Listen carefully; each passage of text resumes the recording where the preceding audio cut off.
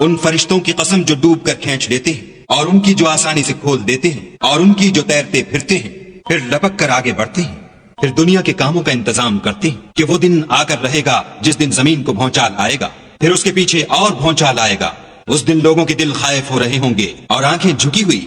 کافر کہتے ہیں کیا ہم الٹے پاؤں پھر لوٹیں گے؟ بھلا جب ہم کھوکھلی ہڈیاں ہو جائیں گے تو پھر زندہ کیے جائیں گے؟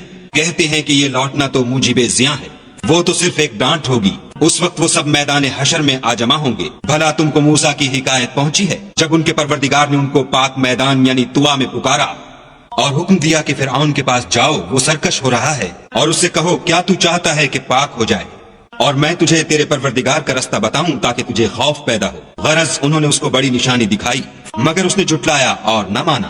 پھر لوٹ گیا اور تدبیریں کرنے لگا اور لوگوں کو اکٹھا کیا اور پکارا، کہنے لگا کہ تمہارا سب سے بڑا مالک میں ہوں۔ تو خدا نے اس کو دنیا اور آخرت دونوں کے عذاب میں پکڑ دیا۔ جو شخص خدا سے ڈر رکھتا ہے اس کے لیے اس قصے میں عبرت ہے۔ بھلا تمہارا بنانا مشکل ہے یا آسمان کا؟ اسی نے اس کو بنایا، اس کی چھت کو اونچا کیا، پھر اسے برابر کر دیا، اور اسی نے رات تاریک بنائی اور دن کو دھوپ نکالی، اور اس کے بعد زمین کو پھیلا دیا۔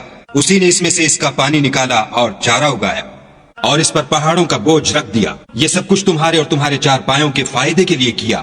تو جب بڑی آفت آئے گی اس دن انسان اپنے کاموں کو یاد کرے گا اور دوزخ دیکھنے والے کے سامنے نکال کر رکھ دی جائے گی۔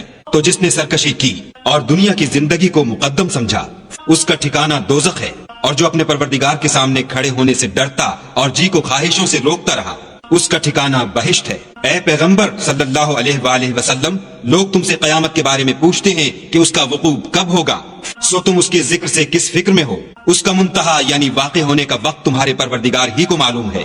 جو شخص اس سے ڈر رکھتا ہے تم تو اسی کو ڈر سنانے والے ہو۔ جب وہ اس کو دیکھیں گے تو ایسا خیال کریں گے کہ گویا دنیا میں صرف ایک شام یا صبح رہے تھے۔